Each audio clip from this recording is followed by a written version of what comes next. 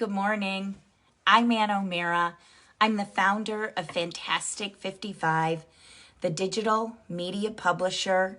We deliver information, inspiration, and celebration to people who are 55 and better and who want to unleash their very unlimited potential. So thank you for joining us. It's called Coffee Chat. That's for a reason. We need our coffee. I need my coffee in the morning. And please grab a cup. And today we're going to talk about exercising, about why we need to do it, what we're going to do, and really how to get started. And we appreciate you joining us. We started Coffee Chat as COVID changed our lives, and we wanted to feel connected to you. So we hope these little chats help you feel a bit more connected and give you someone to have a cup of coffee with who's not your spouse or your roommate or whatever it might be, but you can grab a coffee and just have a visit. And we so appreciate you joining us to talk about exercising today. I learned that, good morning, Priscilla. I learned that physically inactive people lose 3 to 8% of their muscle mass after the age of 30 in every decade. In every decade. And after the age of 60, the rate of losing muscle mass actually increases. So this is it was disturbing to me, and it made me say, whoa, that is way too scary. I want to remain active throughout my whole entire physical life.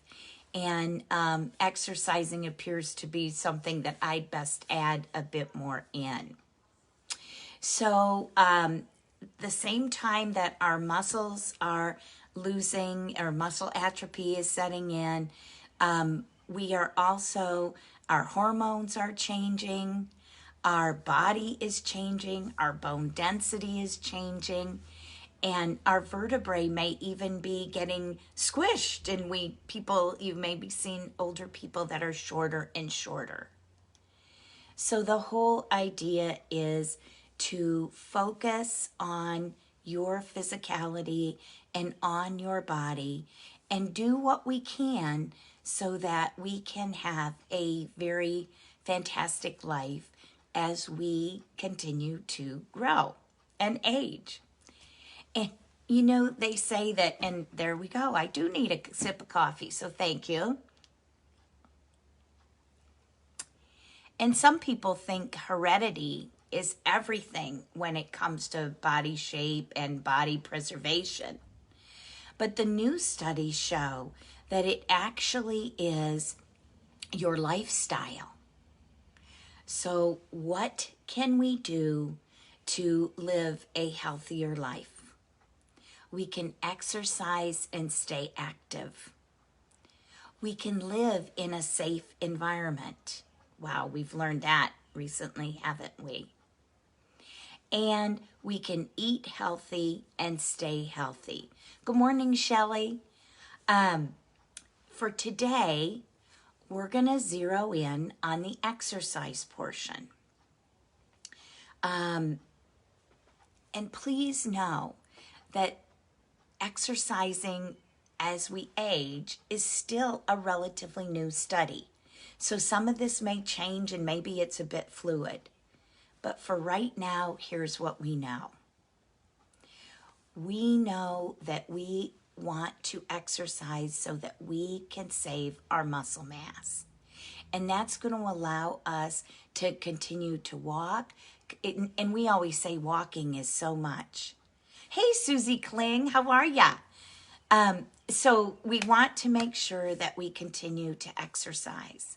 And it just does our body good. And more than that, it also helps our brain as well. So there are 4 types of exercises we'll touch on today. And you all know I'm not an exercise guru. I'm not a physician. I'm not a medical person. I am just someone bringing you general information.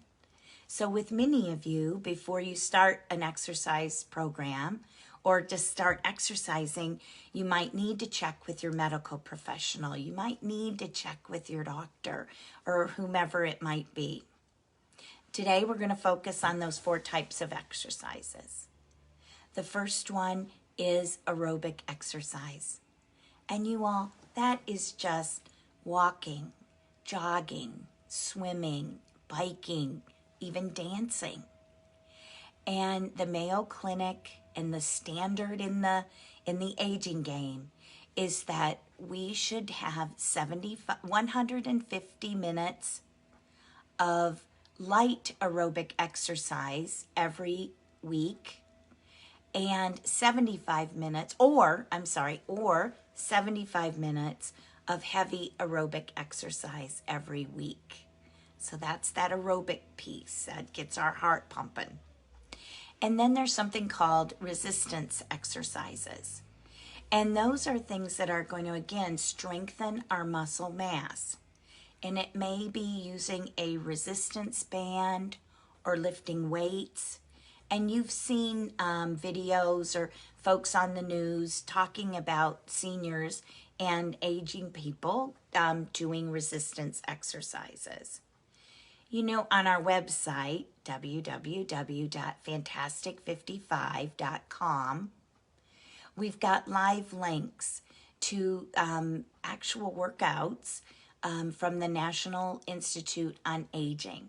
So if you jump on our website, you can hop right into videos that help you get started and help you get on the right track.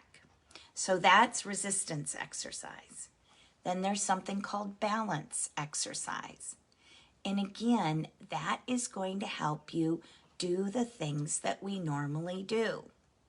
It may be climbing the steps. It may be getting dressed. It may be picking a coin up off the floor. Balance exercises will help us continue to be able to do that lickety-split, as they used to say. Couple of balance exercises. They're pretty simple. It very well might be pretending you're on a balance beam or a tightrope, and you're just going to walk heel to toe, heel to toe, heel to toe. That helps your balance. Additionally, you might do a side step where you go, you step side, follow it up, step side, follow it up. And again, that's balance training for your brain and for your muscles. So that's the balance exercises. And then there are things called flexibility exercises. And that's going to be something like Tai Chi and yoga and Pilates. And those are going to keep us staying and doing the things that we can do now. And you've kind of seen maybe your grandma or whatever it might be, that they don't have the flexibility that they used to. And for the most part, balance and flexibility exercises are very low impact, but they have high progress and they're rigorous for your muscles. So that's kind of the what we can do. We've got the why we want to do it, and that's to save our muscles, and our health is our wealth. And these are the what type of exercises we might do. And then comes the how can we get started. Well, I mentioned a few minutes ago, head to our website.